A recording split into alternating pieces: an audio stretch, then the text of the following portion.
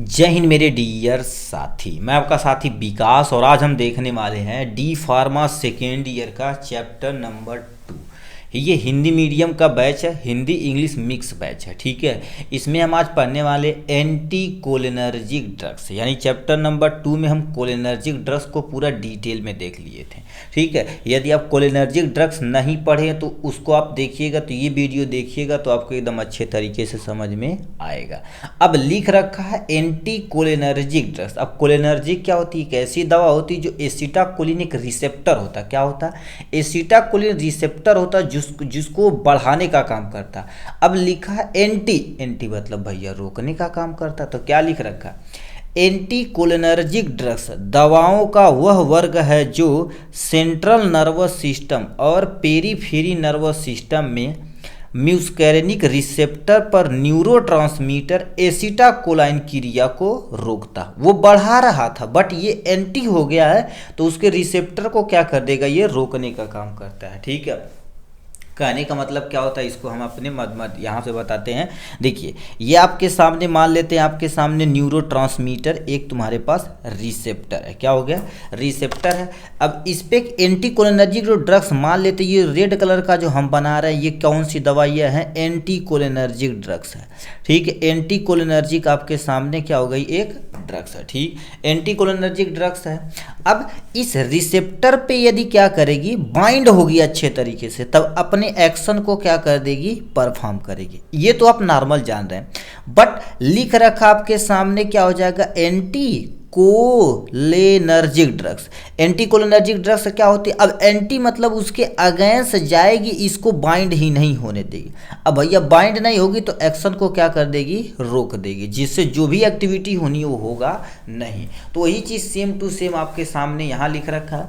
Anti cholinergic drug दवाओं का वह वर्ग है जो सेंट्रल नर्वस सिस्टम और PNS, देखिए सेंट्रल नर्वस सिस्टम के अंतर्गत दो चीज़ आते हैं, first is a brain, second is a, ठीक है, स्पाइनल कार्ड आता है। यानी सेंट्रल नर्वस सिस्टम मतलब हमारे शरीर के सेंटर में जो पाए जाते हैं, ब्रेन पाया जाता है प्लस में स्पाइनल कार्ड, ये दोनों पाए जाते हैं।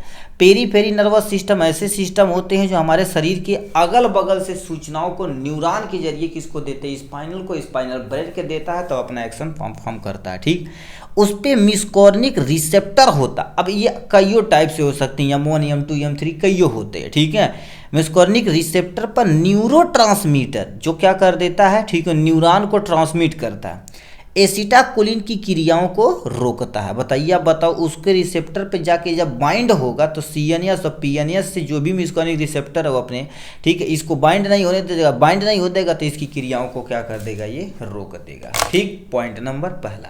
नेक्स्ट पॉइंट की तरफ रुक करते हैं। क्या लिख रखा? ध्यान से सुनिए। ये दवाइयाँ पैरासिम्पैथिक नर्वस सिस्टम आवेगों को रोकती हैं जिससे सिक्रीशन, स्मूथ मसल कॉन्ट्रैक्शन। अब सिक्रीशन के अंतर्गत जैसे सलाइवा का सिक्रीशन, हमारे मुंह के अंदर सलाइवा होता है, ठीक, उसका सिक्रीशन, स्वेट ग्लैंड से सिक्रीशन, ये सब होती क्या है? स्मूथ मसल कॉन्ट्रैक्शन मतलब हार्ट से रिलेटेड बात कर रही है। ठीक है, और सर्टेन ब्रेन एक्टिविटीज कम हो जाती है। ये यदि कम हो जाएगी तो ये करता क्या? देखिए, हमारे शरीर के अंदर दो ऑटोनोमिक नर्वस सिस्टम होते हैं। फर्स्ट इज आपके सामने क्या होता है बाबू? सिंपैथेटिक, ठीक है, ये आपके सामने सिंपैथेटिक नर्वस सिस्टम और प्लस में आपके सामने क्या हो जाएगा? Para sympathetic nervous system. दो तरह के आपके सामने नर्वस सिस्टम। सिंपैथिक क्या कर देता? ये अपनी जो भी एक्टिविटी रहती है उसको क्या कर देता? बढ़ाने का काम करता। याद रखना, यानी ये क्या कर देगा? बढ़ाने का काम करेगा। पैरासिम्पैथिक उस एक्टिविटी को क्या कर देता है? आपके सामने घटाने का काम करता है। क्या हो गया? ये एक्टिविटी को बढ़ाने का काम करता, पैरासिम्पैथिक उसको घटाने का काम कर रहा था। ये क्वेश्चन में देखिए क्या लिख रखा है, जो भी तुम्हारे पास पैरासिम्पैथिक नर्वस सिस्टम है उसको भैया आवेगों को जब रोकना है, इसकी सिक्रीशन को रोकना है। जैसे मान लेते अभी कोई खतरनाक चीज़ देख गए तो आपके मुंह का क्या हो जाएगा बाबू? ठीक है, सूख जाएगा, हार्ट बीट इंक्रीज कर जाएगी, स्मूथ मसल क्या हो जाएगी? बढ़ जाएगी, ब्रेन एक्टिविटी बहुत ज़्यादा सोचने लगे। इन सबको कम करने की जिम्मेदारी किसकी होती है?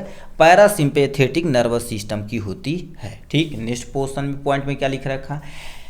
ये वे दवाइयाँ हैं जो एसिटाकोलिन रिसेप्टर पर कब्जा कर लेती हैं। अभी बोले हैं कब्जा कर लेंगी, ठीक, और एसिटाकोलिन रिसेप्टर को जुड़ने ही नहीं देंगे। बताइए, जुड़ेगा नहीं तो अपने एक्शन को परफॉर्म नहीं करेगा, जो आपको पहले हम बता दिए हैं आपके सामने यहाँ पर, उसी पर कब्जा कर लेंगे। फॉर एग्जाम्पल मान लेते हैं आपके सामने बारात में गए, सोफा लगा हुआ बढ़िया से, 5 लोग हैं दोस्त, अब ऑलरेडी क्या करे, बूढ़ बूढ़ आदमी आके कब्जा कर ली है, ठीक है, कब्जा कर लिया। आप सोचे यहाँ जाएंगे, बढ़िया बढ़िया फोटो खिंचवा दबदबा बनाएंगे, ठीक। अब आप मतलब ऑलरेडी बूढ़े आदमी बैठे हैं, यानी वो रिसेप्टर पे, जो रिसेप्टर पे आप बैठना चाह रहे हैं उस पर ऑलरेडी कब्जा हो चुका, तो एसिटाकोलिन रिसेप्टर से जुड़े नहीं पाएगा, तो दबदबा नहीं बन पाएगा, ठीक है। तो दूसरा हम प्लान बनाएंगे, ठीक, लड़के हैं तो प्लान बना ही लेते हैं। ये आपके सामने क्या था, इंट्रोडक्शन था आपके सामने यहाँ से।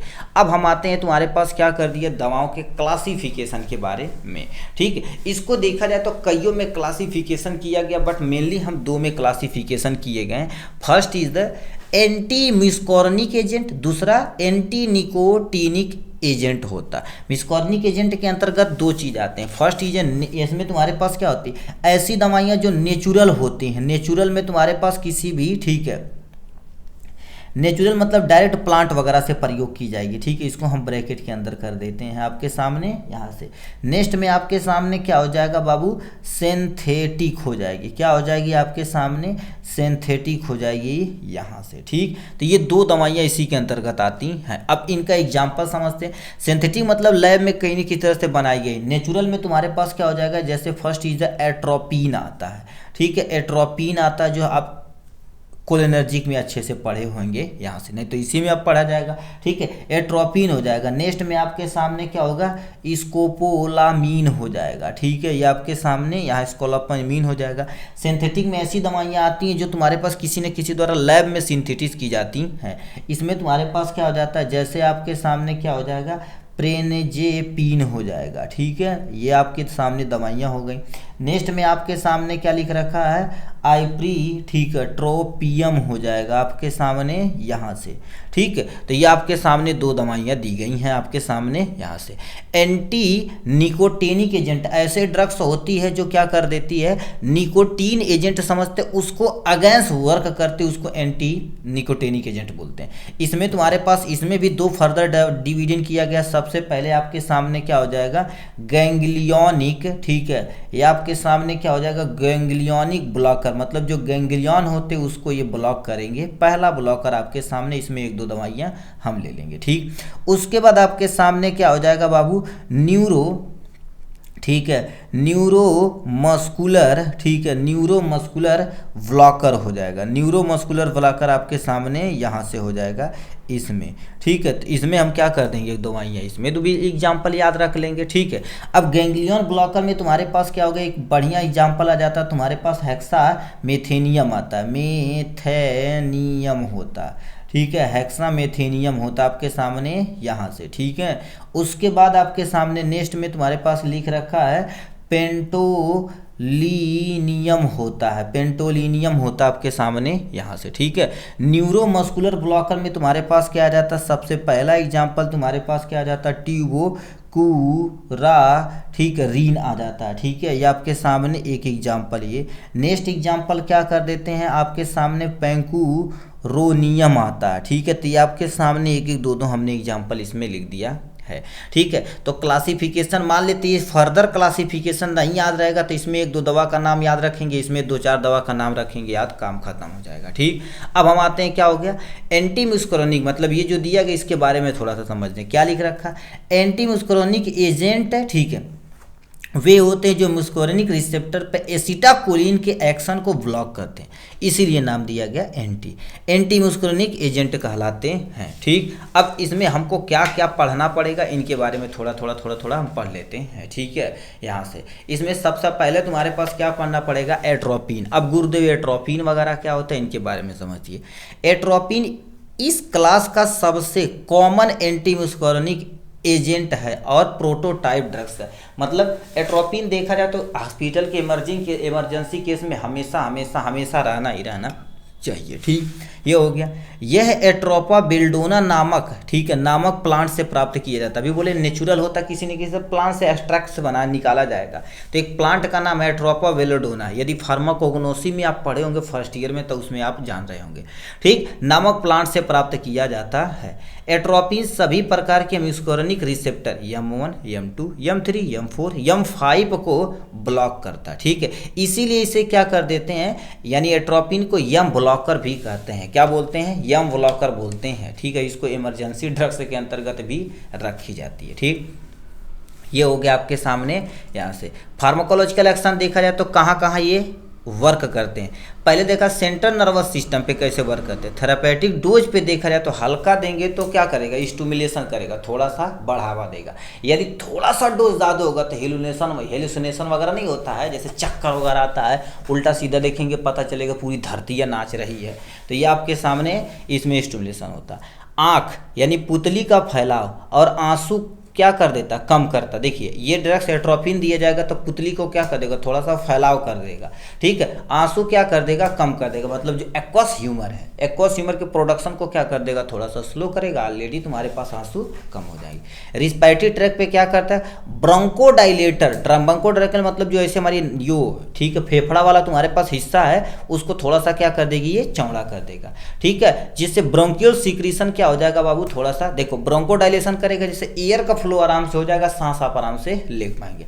बट ब्रेंकियोल सीक्रेशन क्या कर देता है, कम कर देता है, जिससे बाइंडिंग कैपेसिटी ऑक्सीजन को, ठीक है, यहीं पर मिलते रहे हमारे म्यूकस के द्वारा, ठीक। यूरिनरी ट्रैक में देखा जाए तो यूरिनरी ब्लैडर में यानी मसल का रिलैक्सेशन कर देता है, ठीक है, मसल का रिलैक्सेशन कर देगा तो यूरिन का फ्लो आराम से हो जाएगा, ठीक है। तो यूरिन ट्रैक पे ये वर्क करता है। तो ये फार्माकोलॉजिकल एक्शन है। इंडिकेशन कहाँ कहाँ उपयोग में ला सकते हैं ये दवाइयों का, सबसे पहला एग्जाम्पल तुम्हारे पास क्या होता है, पेप्टिक अल्सर। किसी पर्सन को तुम्हारे पास पेप्टिक अल्सर होगा तो इस कंडीशन में दे सकते हैं, बट उसके लिए तुम्हारे पास कोई ना कोई एंटासिड वगैरह होना चाहिए। अस्थमा केस में अभी बोले ये ब्रोंकोडाइलेटर करेगा, तो बताइए अस्थमा में ब्रोंकोडाइलेटर करेगा, ऑक्सीजन आराम से जाएगा भैया, उसको दिक्कत नहीं होगी। तो अस्थमा यानी ब्रोंकोडाइलेटर के रूप में इसका उपयोग किया जाता है। आर्गेनोफॉस्फेरस मतलब आर्गेनोफॉस्फेरस तुम्हारे पास क्या होता है, एक तरह का पॉइजनस नेचर का होता है, उसके एंटीडॉट के रूप में इसका उपयोग किया जाता है, ठीक है, एंटीडॉट के रूप में अधिक प्रयोग किया जाता है। अधिक लार बनाने वाले, ठीक है, पर मतलब किसी शरीर के मान लेते हैं अधिक लार बन रहा तो उसको भी थोड़ा सा स्लो करने के लिए हम क्या कर देते हैं, इस कैटेगरी की दवा प्रयोग करते हैं, ठीक है। तो ये आपके सामने इंडिकेशन रहा आपके सामने यहाँ से।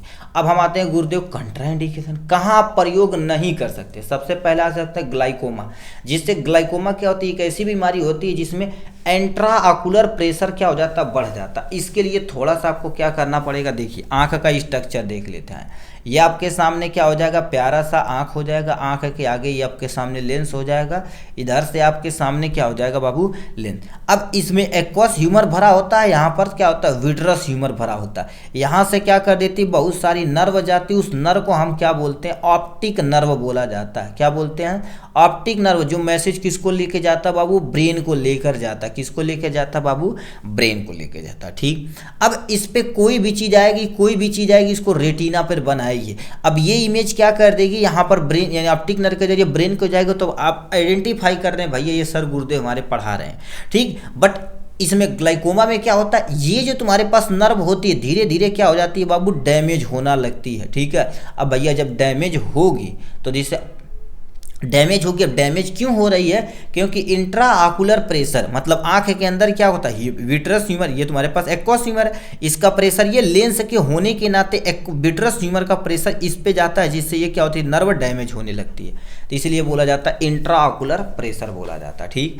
तो इंट्रा आकुलर प्रेशर बढ़ जाता है। जैसे सीवियर अल्सरेशन कोलाइटिस में मतलब किसी पर्सन को सीवियर अल्सर हो चुका है, ठीक, उसमें नहीं दे सकते हैं। दूसरा क्या कर सकते हैं, ठीक है, प्रेगनेंसी में तो आप देख नहीं सकते। देखिए चाइल्ड हो गए और प्लस में प्रेगनेंसी, विदाउट प्रिस्क्रिप्शन आप प्लीज दवा अपने तरफ से ज़्यादा, ठीक, रिस्की दवा नहीं दीजिएगा, नॉर्मल दवा आप दे सकते हैं, ठीक। अब आते हैं गुरुदेव डोज पे आते हैं। डोज पे क्या लिख रखा, एट्रोपिन को IM रूट के द्वारा दिया जाता है। मतलब एट्रोपिन मोस्टली देखा जाए तो IM और IV रूट के द्वारा ही दिया जाता है। नेक्स्ट में क्या लिख रखा आपके सामने, 0.4 0.6 mg क्या लिख रखा, प्री एनेस्थेटिक के रूप में हम क्या कर सकते हैं, एट्रोपिन का उपयोग किया जा सकता है। ठीक है, 0.1 से लेके 1% सोल्यूशन ऑप्थेल्मिक सोल्यूशन में किया जाता है। ऑप्थेल्मिक सोल्यूशन ऐसे सोल्यूशन होते हैं जो तुम्हारे पास किस में उपयोग किए जाते हैं, आँख में।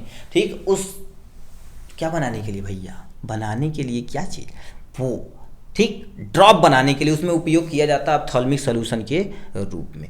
ठीक है, तो ये आपके सामने रहा है एंटीकोलिनर्जिक ड्रग्स के बारे में। ठीक, अब आपको बैच ज्वाइन करना है तो इसके डिस्क्रिप्शन में नंबर दिया गया, उस बैच में आपको क्या क्या मिलेगा, देखिए ऐसे प्यारा सा नोट मिलेगा, हिंदी में कहेंगे तो हिंदी में, इंग्लिश में कहेंगे तो इंग्लिश में।